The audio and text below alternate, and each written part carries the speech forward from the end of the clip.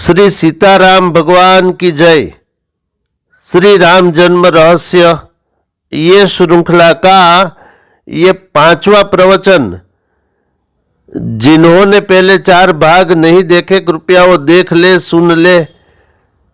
अब यहां से आगे की कथा सुनिए। ये मैं आपको श्री वाल्मीकि रचित अद्भुत रामायण से सुना रहा हूं। कथा सुनिए आगे की। अपने पीछे उस अंधकार तथा चक्र को आते देखकर वे दोनों मुनि सर्व रूप से भयग्रस्त होकर पलायन करने लगे। कन्या की यह सिद्धि अब हमारे हाथ से गई। इस प्रकार के वाक्य को बोलते हुए वे दोनों मुनि लोकालोक की दिशा में दिन रात वेगवान गति से पलायित होते रहे। तब वे दोनों ही भयातुर होकर बोल उठे, हे गोविंद, आप हमारा रक्षण करिए। तत्पश्चात उन दोनों ऋषियों ने विष्णु धाम में पहुंचकर पुकार लगाई, हे नारायण जगतपति, हे वासुदेव, ऋषिकेश, पद्मनाभ, जनार्दन, पुंडरीकाक्ष, पुरुषोत्तम, हे हमारे नाथ, हमारी रक्षा करिए। उन दोनों की पुकार सुनकर श्री वत्स चिन्हधारी उन अचिंतनीय भगवान नारायण देव ने अपने भक्तों को भयमुक्त करने के लिए उनका पीछा करने वाले उस सुदर्शन चक्र को दूर हटाकर कहा, जिस प्रकार आप दोनों मेरे भक्त हैं उसी प्रकार राजा अम्बरीश भी मेरा भक्त ही है।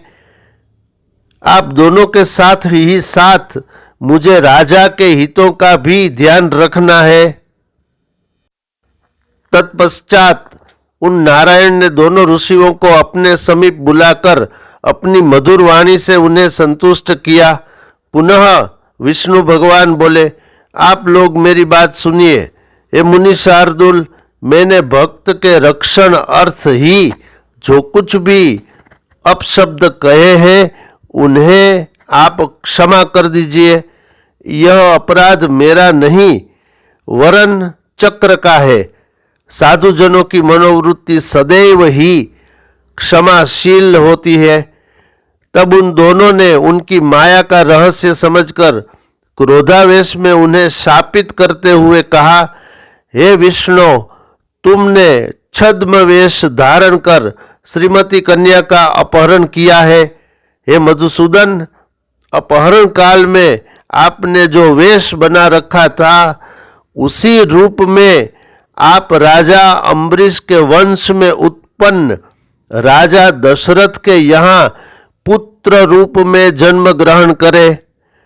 यह श्रीमती नामक कन्या भूमिपुत्री बनेगी और इसका लालन पालन विदेहपति राजा जनक के हाथों होगा। उस समय एक अधम राक्षस आकर आपकी पत्नी का भी अपहरण करेगा। आपने जिस प्रकार राक्षसी वृत्ति अपनाकर श्रीमती का अपहरण किया है उसी प्रकार से राक्षस ही आपकी पत्नी का कपट वेश में हरण करेगा। जिस प्रकार श्रीमती की प्राप्ति से वंचित रहकर हम दोनों को महान कष्ट झेलना पड़ा है उसी भांति आप भी भार्या हरण के शोक में वन में रोते बिलखते हुए भटकते रहेंगे। उन दोनों ब्राह्मणों द्वारा इस प्रकार की बात सुनकर श्री हरि बोले, अवश्य ही अम्बरीश के कुल में मैं अत्यंत यशस्वी और धर्मनिष्ठ दशरथ नामक राजा उत्पन्न होंगे। उनके यहाँ जन्म ग्रहण करके मैं ज्येष्ठ पुत्र रूप में राम के नाम से विख्यात होऊंगा और भरत मेरा दायां हाथ स्वरूप होंगे। मेरे वाम हस्त स्वरूप शत्रुघ्न तथा शेष नाग रूप लक्ष्मण होंगे। ऋषि द्वारा प्रदत्त यह शाप कभी वृथा नहीं होगा। हे चक्र, मुनिशाप रूप तमोराशि के कारण जब मैं राम बनूंगा तब तुम मेरे पास आना। इस समय इनका पीछा करना त्याग कर तुम राजा के पास लौट जाओ। इस प्रकार उन मुनिवरों से परित्यक्त होकर विस्मिता अवस्था में माधव ने कहा।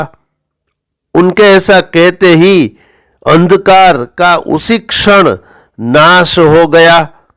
अपने भक्तों के रक्षक उन श्री हरि ने अपने लिए उसे संचित कर रखा।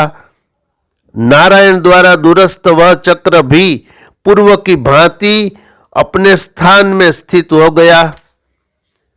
भय रहित होते ही वे दोनों मुनि श्रेष्ठ नारायण को नमस्कार कर शोकग्रस्त हो चल पड़े। मार्ग में वे परस्पर आपस में कहने लगे, अब आज से आजन्म हम किसी कन्या का पानी ग्रहण नहीं करेंगे। उन दोनों मुनियों ने अपने मन में इस प्रकार की प्रतिज्ञा ठान ली। अब वे दोनों ऋषि शुद्ध भाव से अपने पूर्व की स्थिति में तत्पर हुए।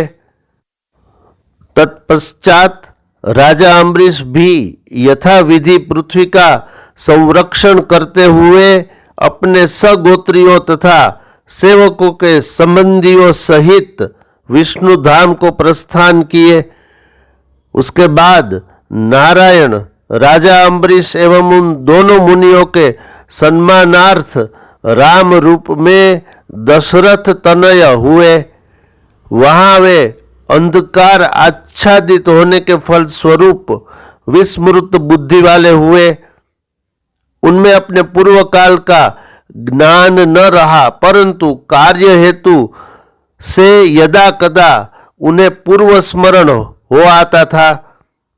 वह महाबाहु विष्णु भगवान पूर्णार्थ होकर भी अपूर्णार्थ के रूप में प्रतिभासित हो रहे थे।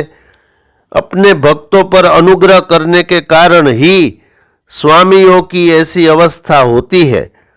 वे महेश्वर की माया करने के कारण ही मानव देह को प्राप्त हुए थे। अतः दोषों के ज्ञाता विद्वान पुरुषों को माया करना कदापि संगत नहीं है।